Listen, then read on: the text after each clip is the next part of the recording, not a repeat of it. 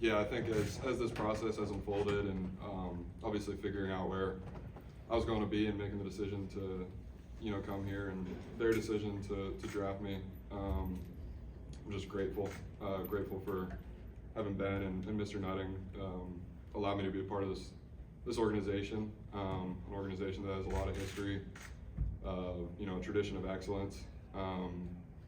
Grateful to my parents and my coaches and the support system that I've had to get me to this point, and the support system that's definitely going to help me continue in this game as long as I play.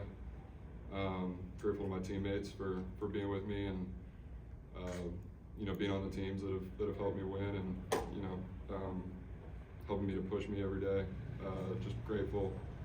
I can't wait to win, and I'm excited to be a Pirate, and just really, again, grateful for this opportunity, and can't wait to be a part of the group that wins another World Series. We could open it up for questions. Well, this process sometimes can drag out a while with the negotiations. You got this done relatively quickly in 10 days. Why do you think that happened and it came together this quickly? It was a pretty easy decision to, with the organization and the people that are here. I was very comfortable wanting to come here. And it was overall a very easy offer, in my opinion, to take. Well, going off one of the points that Ben made about that willingness to, not only face challenges but pursue them, where do you think that derives from? Definitely my upbringing, my parents and my sisters, and again the teammates and coaches that I've had throughout my life. Just kind of the environment that I've lived in. Love what you do and do it very well, and so that's been the thing that has been an emphasis point as I've started to make my own decisions with where to go to college and deciding stuff on my future. And so I think every day I try to wake up and see what I'm made of. Try to get better every day, whatever it is, baseball or life. And that's kind of just how I try to live my life. Paul, building off of that, can you speak to how a military background or experience through that is applicable to baseball preparation and shifting that from one kind of domain to another? Yeah, I've found that how you live your life, you can't really flip a switch between baseball and relationships and school, whatever it is.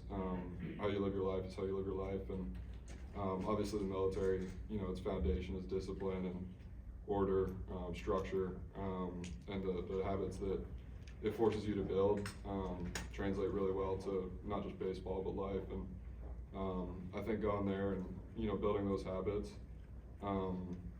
it obviously, I think it did well for me, and it's doing well for me. But everyone that I know at the Air Force Academy leaves there a better man, a better woman, and I'm grateful for the opportunities it's given me.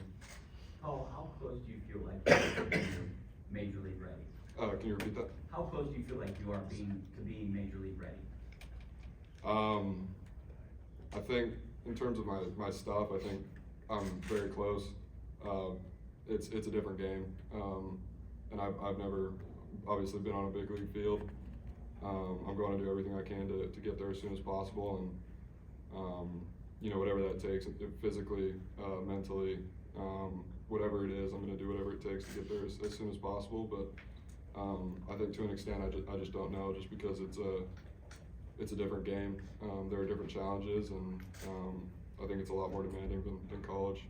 Paul, what are some things that you've done today, and just what have your initial impressions have been of maybe PNC Park or Pittsburgh as a city?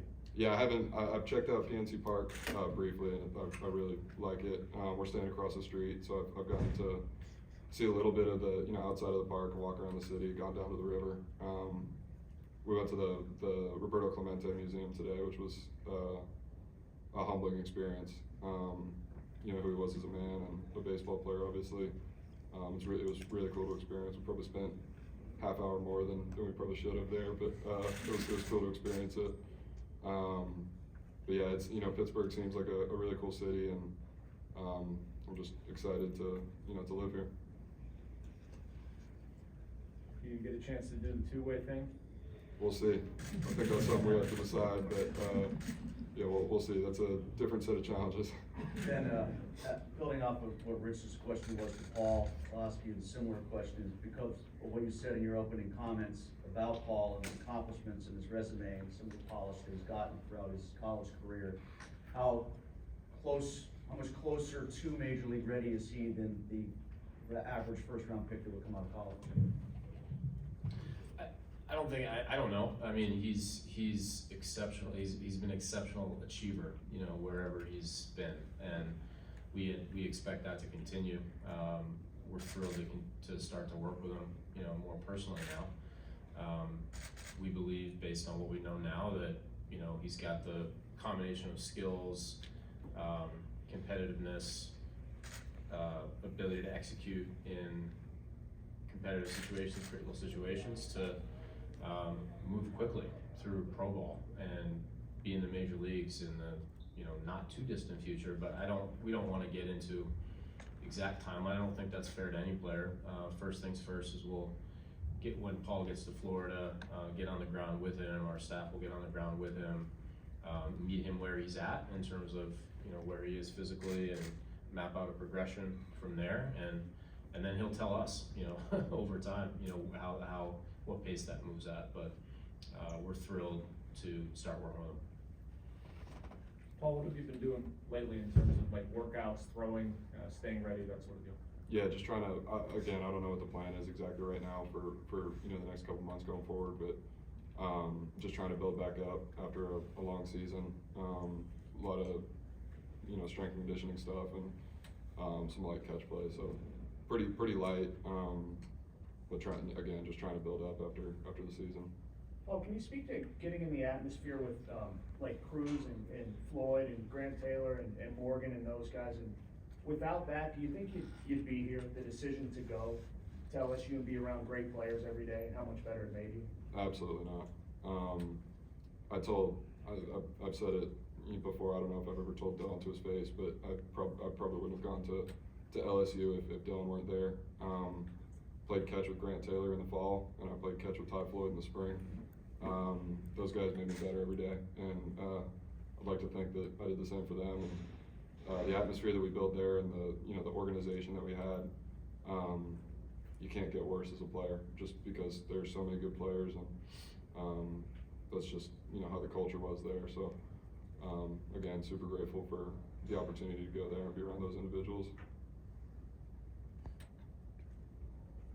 Anything else? All right.